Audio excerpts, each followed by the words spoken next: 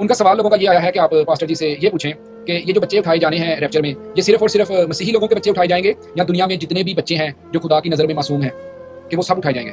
इसका सीधा जवाब तो बाइबल में कहीं नहीं लिखा गया कि बच्चों के संबंध में, लेकिन बहुत सारी शाया है बाइबल में से। बहुत सारी ऐसी आयतों का जब हम निचोड़ निकालते हैं तो वो सिद्ध करती हैं कि बच्चे उठाए जाएंगे।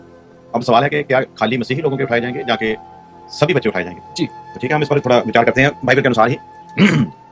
नंबर एक तो ये है कि बाइबल में सीधे तौर पर इसका कोई भी उल्लेख, कोई भी ऐसा लिखा नहीं गया सीधे तौर पर। मतलब अगर हम कोई वर्स ढूंढे तो ऐसी कोई वर्स एग्जैक्ट नहीं सीधे तौर पर कुछ नहीं है। सो जैसे मैंने आपको बताया कि बाइबल में रैप्चर के समय बच्चों का विशेष रूप से स्पष्ट नहीं किया गया, लेकिन बाइबल के सिद्धांतों और परमेश्वर के स्वभाव के आधार पर कुछ बातें समझी जा सकती हैं।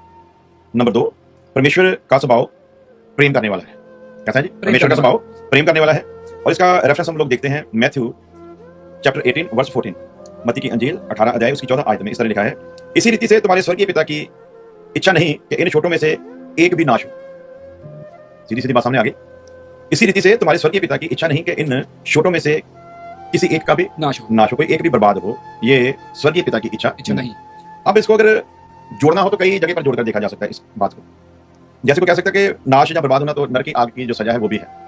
तो हो सकता है इसमें परमेश्वर ये बताना चाहता हो कि जितने भी संसार में बचपन की हालत में गुनाह को समझे बिना मर जाते हैं, ये फिर जो सिस्टम है ये उन सभी के लिए होगा। जरूरी नहीं कि रैप्चर के समय में ही, यदि बच्चों की बात करें तो फिर ये सभी के लिए ही एक सा ही फिर प्रतीत होगा, क्योंकि यदि उस समय उठाए जाने वाले बच्चे इनोसेंट जो हैं जो उठाए जाएंगे, यदि वो तो फिर वो जो पहले भी मर गए हैं निर्दोषता में, बेशक आदम के पाप का असर उनमें था लेकिन वो निर्दोषता में ही मर गए, तो फिर वो भी इसी इंतजाम में फिट होंगे। सो सारे विचारों पर गौर करना हमारे लिए जरूरी है जी। नंबर एक के मसीही लोगों के बच्चे ही जाएंगे जहाँ सभी बच्चे जाएंगे। तो ये एक बात काफी हद तक बात को क्लियर कर देती है कि स्वर्गीय पिता की इच्छा नहीं कि इन छोटों में से एक भी नाश हो। सो पहले हमने देख लिया परमेश्वर प्रेम है, प्रेम करने वाला है। बहुत सारे फैसले जो है ना उसके प्रेम में ही लिए जाते हैं। तो जहां उसके प्रेम की बात आ जाती है वहां फिर वो अपनी मर्जी का मालिक है, तो वो कोई भी फैसला ले सकता है। उत्पत्ति उसका 18 अध्याय उसकी 25 आयत, पैदाइश उसका बाब 18 और उसकी 25 आयत में, क्या सारी पृथ्वी का न्याय ना करेगा? जिन्हें सारा कुछ बनाया, जो भी सुविधा, जो भी कुछ, जो भी कानून, जो भी शरीयत जिसने बनाई है, उसके विषय में साफ करके लिखा है कि क्या सारी पृथ्वी का न्याय जो उसका इंसाफ करने वाला है, क्या इंसाफ ना करेगा? ये तो हो ही नहीं सकता कि परमेश्वर बेइंसाफी करे।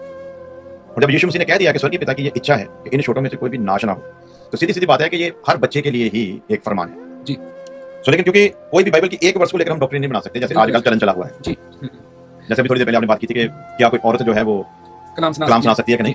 सो वो भी किसी ने एक वर्ष को लेकर ना किसी ने उसके ऊपर डॉक्ट्रिन बना दी है कि वर्ष औरत जो है वो सभा में चुप रहे, वो आदमी के ऊपर हुक्म न चलाए।